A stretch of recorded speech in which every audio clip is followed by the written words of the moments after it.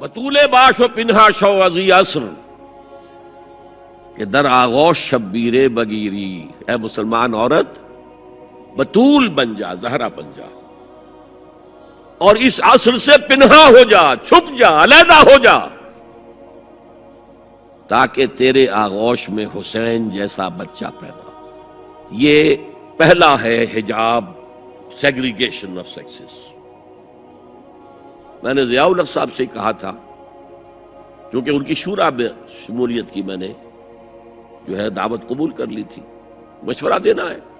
میں اپنے مسجد کے ممبر سے بھی مشورے بھی دیتا ہوں، تنقیدیں بھی کرتا ہوں۔ جیسے انگریزی کا محاورہ right from the horse's mouth, تو right into the horse's ears کچھ کہا جا سکے تو اچھی بات ہے۔ میں نے ان سے کہا آپ نے پی آئی اے کو ڈرائی کر دیا، شراب بند کر دی، اچھا کام کیا، بہت عمدہ کیا۔ دنیا تو یہی کہے گی نا کہ دقیانوسی ہیں، چلیے برداشت کریں، لیکن یہ ایئر ہوسٹسز جو جاتی ہیں کرو کے ساتھ اور دو دو ہفتے باہر رہتی ہیں، یہ کون سے اسلام کی روح سے جائز ہے؟ عورت محرم کے بغیر حج کو نہیں جا سکتی، محرم کے بغیر عمرے کے لیے نہیں جا سکتی، اور یہ قانون تھا پاکستان میں۔ نے کہا آپ عورت کو نہیں جانے دیتے حج کے لیے، حالانکہ وہ ادھیڑ عمر کی ہوتی ہیں، عموماً بوڑھی ہوتی ہیں۔ ہمارے یہاں جوانی میں کون کرتا ہے حج؟ بہت شاذ۔ یہ تو آپ کو نظر آئے گا جاوا، سماٹرا، انڈونیشیا، ملائیشیا، وہاں سے جوان جوڑے نکاح کے بعد پہلا کام حج۔ ہمارے ہاں تو بڈھے ٹھیرے گئے ہوئے ہوتے، اور پہلے زمانے میں تو ان کو رخصت کر دیتے تھے کہ بس رخصت ہی ہو جائیں گے، یہ واپس نہیں آئیں گے اب۔ تو میں نے کہا یہ کون سا اسلام ہے؟ خاموش، چپ۔ میں نے کہا یہ ناشتے کی ٹرے اور کھانے کی ٹرے مرد نہیں رکھ سکتے سامنے۔ میرے خلاف باقاعدہ خواتین نے جلوس نکالے پاکستان میں جب میں نے پردے کی بات کی۔ گورنر سندھ کی بیوی جو ہے اس نے لیڈ کیا جلوس کو۔ میں طالبہ کیا کہ ان کی ٹیلی ویژن کے اوپر جو ہے ان کا سامنے آنا بند کیا جائے۔ میں نے کہا ٹھیک ہے۔ بدا الاسلام غریبا ویسعود کما بدا فطوبی للغرباء۔ اسلام شروع ہوا تھا تو اسی حالت میں تھا کہ کوئی اس کو جانتا پہچانتا نہیں تھا، پھر جب اسلام غالب ہو گیا تو طاقتور کے تو سبھی دوست ہیں، سبھی پہچاننے والے، لیکن ان قریب اسلام پھر غریب ہو جائے گا۔ تو جو اسلام کی غربت کے ساتھ خود غریب ہو جائیں ان کے لیے مبارکباد۔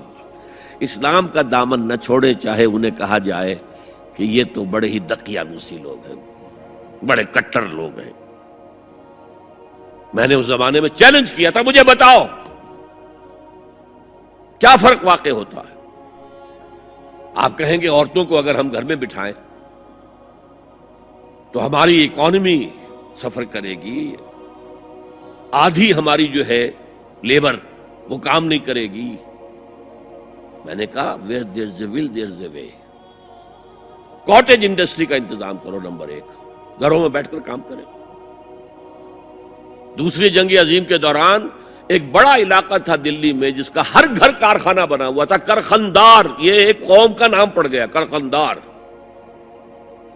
چھوٹی چھوٹی مشینیں لگی، کہیں بٹن بن رہے ہیں، کہیں بکسوئے بن رہے ہیں، کہیں نکریں سل رہی ہیں، کہیں پینٹیں سل رہی ہیں، کہیں جو ہے کرتے سل رہے ہیں، قمیضیں۔ صبح کے وقت ٹرک آیا، خام مال دے گیا، شام کو آیا، تیار مال لے گیا۔ عورت نہ گھر سے نکلی نہ باہر گئی، کچھ نہیں، اور کام کیا، کما لیا۔ کاٹیج انڈسٹری کا انتظام کرو۔ اسی طریقے سے ایسے یونٹ بناؤ انڈسٹریل جس میں عورتیں کام کریں، عورتیں سپروائز کریں، ورکنگ آورز کم رکھو تاکہ وہ اپنے گھر کا کام بھی کر سکیں۔ کرو۔ عورتوں کے ہسپتال میں عورتیں مرد، عورتیں مریض، عورتیں ڈاکٹر، عورتیں مریض، عورتیں نرسز۔ مردوں کے ہسپتال میں فیمیل نرسز کا کیا کام ہے؟ کیا میل نرسز نہیں ہوتے؟ اور کیا آرمی کے اندر جو فارورڈ یونٹس ہوتے ہیں کہ جو جاتے ہیں محاذ کے اوپر، ان میں کوئی عورت نرس جاتی ہے؟ میل نرسز جاتے ہیں، حالانکہ سب سے زیادہ نرسنگ کی ضرورت وہاں ہوتی ہے۔